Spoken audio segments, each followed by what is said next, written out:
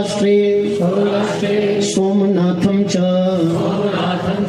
श्रीशैले मल्लिकार्जुनम् उज्जयिन्यां महाकालम् ओंकारे परमेश्वरम् केदारम् हिमवत्पृष्ठे डाकिन्यां भीमशंकरम् वाराणस्यां च विश्वेशं त्र्यंबकं गौतमी तटे वैद्यनाथं चिदाभूमौ नागेशं दारुकावने सेतुबन्धे च रामेशं कुष्मेशं च शिवालये।